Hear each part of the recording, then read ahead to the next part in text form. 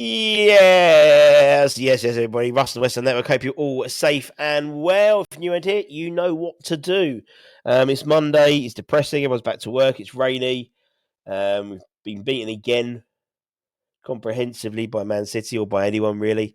And it's from that game really that sort of the aftermath, and it sort of triggered some stuff. And I was having toying with my thoughts over the weekend because I came out of that game, and again, it's similar to the home game, really, thinking it weren't a 4-1 game.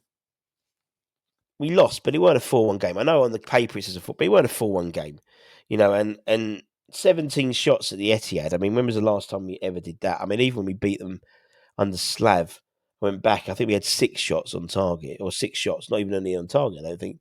How did that work out? No, that's wrong. And we had 28% possession and 1-2-1. So stranger things have happened at sea, but I thought we played okay. Man City weren't the Man City that we used to, arguably, but they still have the quality. And actually, the only half decent chance we got, we put away. And I thought Nicholas did a good job. Actually, I thought Nicholas played quite well.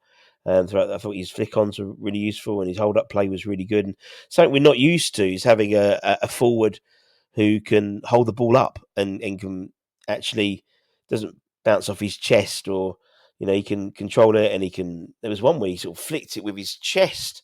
I think it was to Wan-Bissaka in the second half, just outside the box. Very impressive.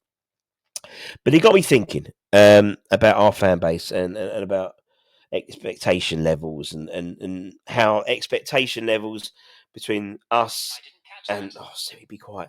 How expectation levels between us and the board expectation levels are very different, and I think that's where a lot of the issues lie. Now, because of that, and as said with the title, I don't think Julien is leaving until the summer at the very earliest. And the reason for it is money. The only way I can see him leaving would be if there was a huge downturn in form or any risk of us being relegated. And the reason for this, I was talking to Adam from Dad's Our podcast, and he mentioned Kieran McKenna spoke to him. And in the 25-26 season, there's a 15% increase in TV money. And so, for me, the prerogative of the board this year is to not be relegated, to have smoothly, to have started a transition with the squad, as I said, a 20-odd player swing of ins and outs, with a new head coach and setup, and to not be relegated. And now I'm 99% sure, I heard Sean say this once, that the board budget for 11th every year. That's their budget in terms of TV revenue, money, expenditure, all that type of stuff. And if you look at the club as an entity, it's from an outside in. We made a record revenue this year, calendar year. We're one of the 16th most profitable club in Europe, or something like that. So from a business perspective, we're doing well, but not necessarily on the pitch. And, as fans, you want to be entertained. You want to play good football. I mean, the expectation of a West Ham fan is we're never going to win the Premier League. We want to see some good football, maybe a cut and a cup run, really. And I'm the same, I think, as most West Ham fans. Come August, I get all excited, and then May, I'm disappointed usually. Come August, it's going to be our name on the cup. We're going to do this, we're going to do that. And then when it comes to it, nah. And the chances are I'll probably get knocked against Aston Villa on Saturday. And in essence, that's our season over, really. You might creep into the top 10, but there's no cup run left. And we'll just Miranda for the rest of the season, I think, to be perfectly honest. And for some, that's okay. For some, it's not. You pays your money, you takes your choice, really, isn't it? And you might lose a few season ticket holders, but you might gain a few season ticket holders, and you might get some day trippers. And it's all very quite melancholy at the moment, I think, with West Ham. There's nothing to really excite us, really. I mean, just started the January transfer window. Being linked to the likes of Huang from Wolves and players like that. Not really enough to really tantalise us. It's enough for us to get through the season. I did a piece, I think it was early on this season, which spoke about the 26-27 season, how that could be with everything coming into fruition in terms of shirt sponsorships and things like that. And it does seem we're treading water a little bit till then. And even even if a new ownership came in, there's no guarantee things improve. I mean, look at Newcastle. Newcastle's still hamstrung by FFP, despite being on paper the richest club in the world. Look at Man United. Man United got a brand new shiny head coach. And they're going to have to sell before they can even start to buy in players to implement his style of football. So they're trying to retrofit their players into his style. There are exceptions. Brighton, I think Bournemouth, having a very good season. But we're under a risk adverse board, and the majority of ownerships particularly in the Premier League are risk adverse. It's about staying in the Premier League. That's the prerogative of probably about 3/4 of the Premier League, I'd say.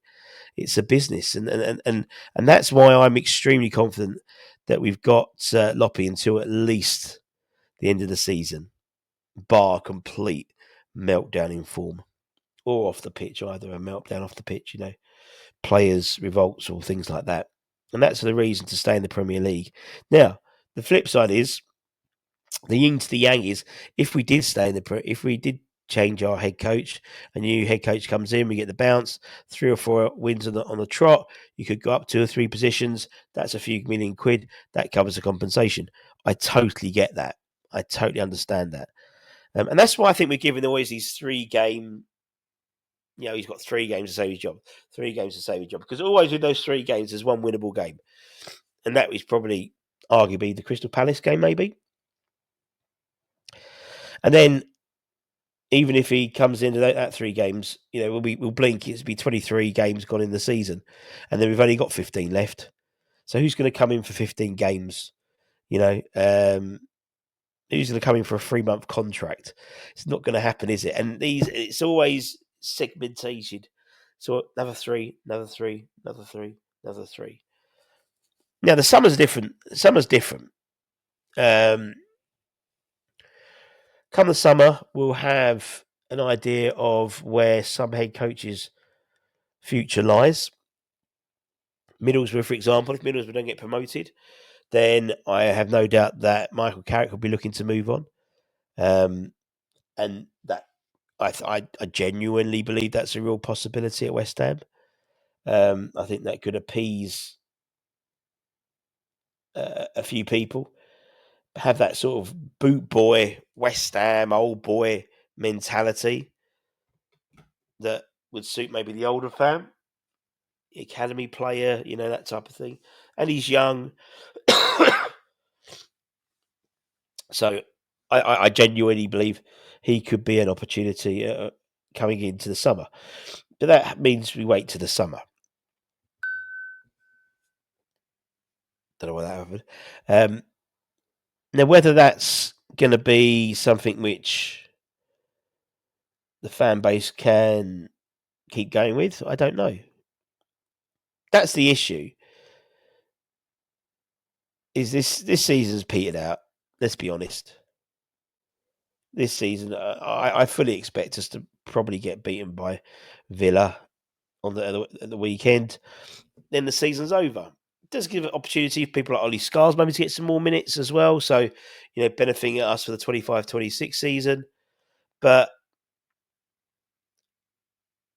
I just can't see them making a significant change in the head coach position until the summer now, because there's no point.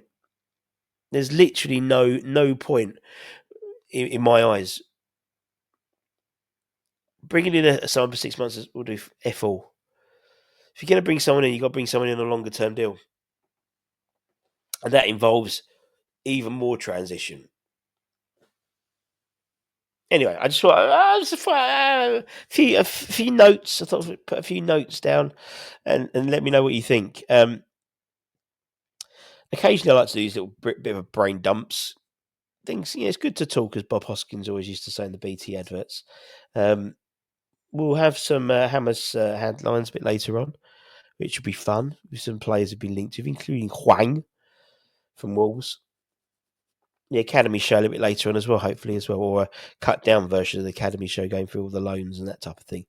Until next time, take care, stay safe, stay warm, stay humble, keep the faith, and come on, you bloody irons. Much love.